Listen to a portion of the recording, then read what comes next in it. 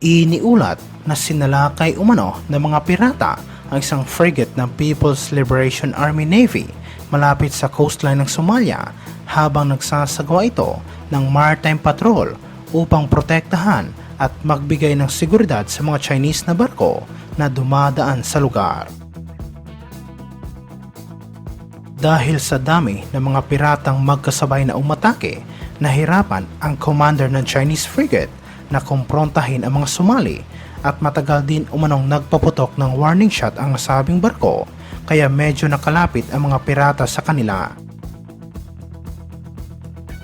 Matapos magpuputok ng warning shot ang Chinese Navy, agad namang gumanti ang mga pirata, ngunit kalaunan ay umalis din ang mga ito. Wala namang nasaktan sa nangyaring insidente, ngunit sinabi ng mga eksperto na isa umano itong malaking kahihiyan para sa Chinese military.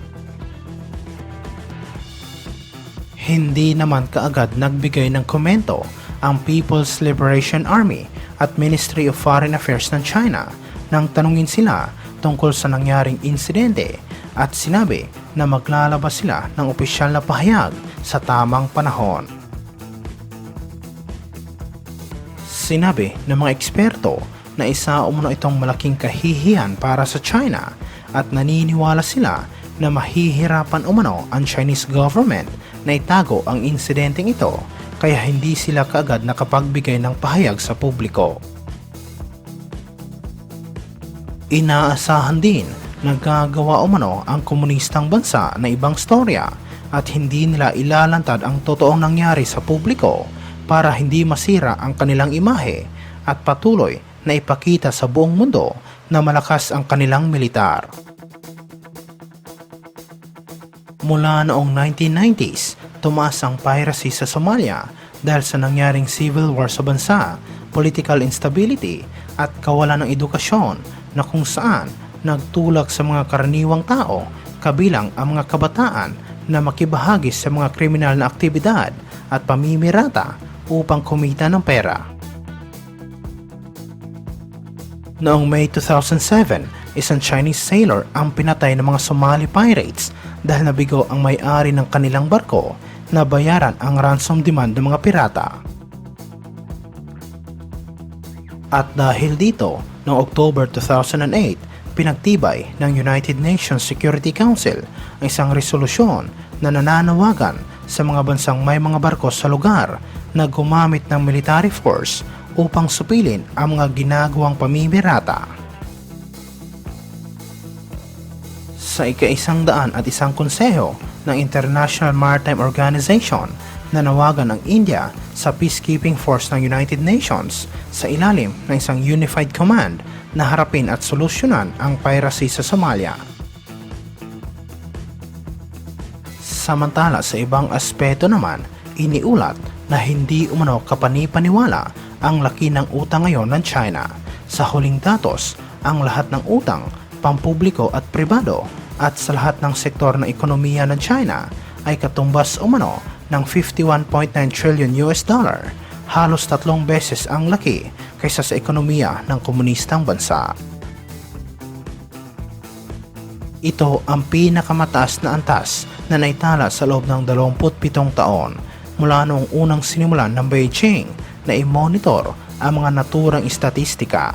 Ayon sa National Institution for Finance and Development, ang mga local authorities sa China ay nakatakda na namang umutang sa susunod na taon at nagkakahalaga umano ito ng 570 billion US dollar. Ang napakalaking utang ng China ay higit na nalampasan ang utang na kinakaharap ngayon ng Estados Unidos. Noong 2020, ang kabuuang utang ng Estados Unidos relative sa GDP nito ay mas malaki kaysa sa China, ngunit noong 2022, ang utang ng komunistang bansa ay naging 40% na mas malaki kaysa sa Amerika. Sinabi ng mga eksperto ng antas na ito ay dapat umanong ikabahala ng China dahil kumpara sa mga mas developed na bansa tulad ng Estados Unidos, mas malaki umano ang kakayahan ng Washington na makapagbayad dahil sa laki ng kanilang ekonomiya at income ng bawat tao. Sinabi ng mga eksperto na mga local governments umano ang mayroong malaking utang, ngunit hindi sila ang dahilan kung bakit lumobo ang utang ng China dahil sumusunod lang sila sa utos ng mga central planners sa Beijing. Kapag ang mga central planners ay naglunsad ng isang spending program tulad ng kamakailang infrastructure building plan, ipapataw nila ito sa mga local government at sila ang mangungutang upang tustusan ang pangangailangan ng bansa. Ang utang na ito ay tumaas ng 11%